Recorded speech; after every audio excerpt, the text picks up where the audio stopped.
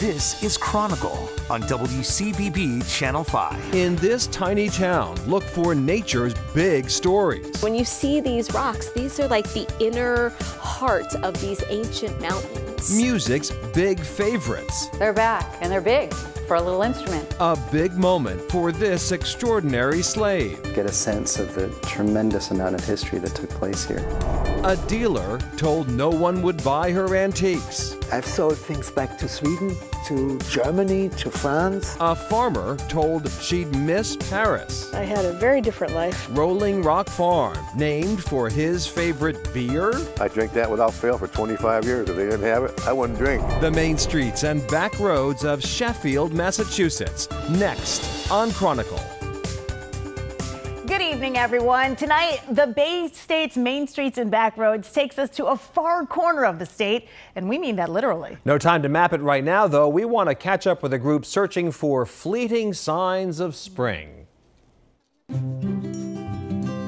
have your hepaticas and a bloodroot right there. We are on a treasure hunt in search of petite woodland wonders announcing the arrival of spring. This is a sweet little plant, early saxifrage. It is wildflower season at Bartholomew's Cobble, a trustee's property in Sheffield, Massachusetts. Here is a great spot. We're standing by the Housatonic River. This is a show with a limited run. The curtain falls once the forest is canopied with leaves. To make the most of it, why not have a festival with guided tours?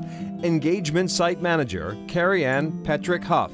I put an ad in the paper asking for volunteer guides. I said wildflower enthusiast wanted, and amazingly people answered my ad. They have come to fall in love with the Cobble and really claim it as their place. So they have, 3 weeks to do their job? Get their leaves, get their flower, to get pollinated and make a seed. That's really their job. Brees Honeycutt, a local sculptor, is a guide. So is Tara Rockala. When we started coming to class here, it was snowing. You walk out, you can't see anything. And then you're like, oh my God, there it is. There's the bloodroot. There's the wild ginger.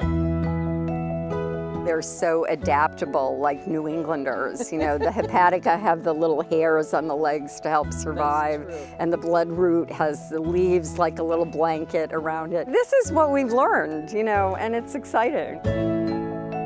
Petrick Huff says the Cobble itself is exciting. A geological wonder of quartzite and marble formed 420 million years ago below the equator. Yes. We were south, and there wasn't a whole lot of North America around then. These islands kept slamming into us. So when you see these rocks, these are like the inner heart of these ancient mountains. What remains is a unique, nutrient-rich habitat for plant life that has been designated a National Natural Historic Landmark. We have over 40 different kinds of ferns. The diversity here is unmatched anywhere in the state, and it's because of the rocks. We have acidic and basic-loving plants side by side, when often you won't see them so close together because you don't have this exact geology anywhere else in Massachusetts.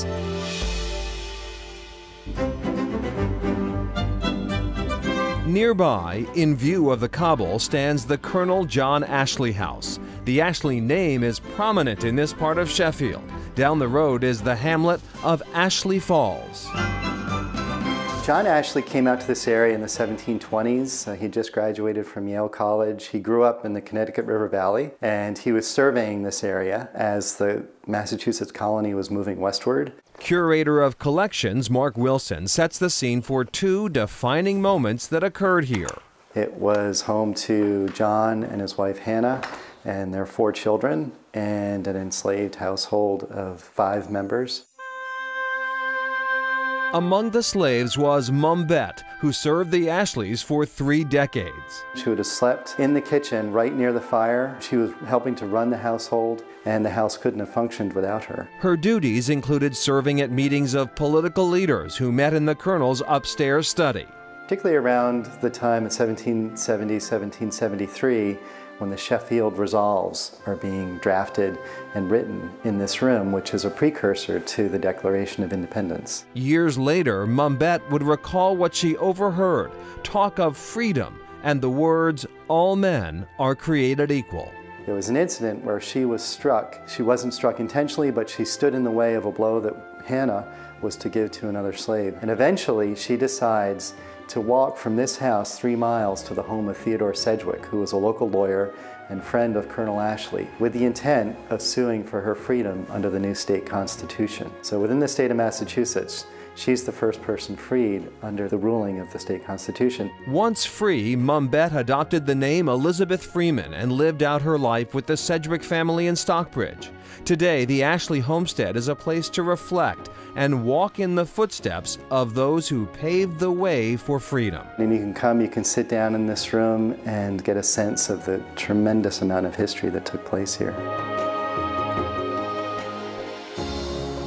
And Elizabeth Freeman actually went on to own her own property in Stockbridge, and she was buried in the Sedgwick family plot. She was the only non-family member. Quite a tribute to her, obviously. Wildflower Festival, by the way, goes through Mother's Day. However, the flowers will be in bloom at least a couple of weeks after that. Either way, though, Bartholomew's Cobble is a beautiful and scenic place. You've got about 5 miles of walking trail. A good place anytime. Just beautiful. Jan Johnson made a big change for the better. I had a very different life in a Wall Street law firm and at Walt Disney Company, both in California and in Paris.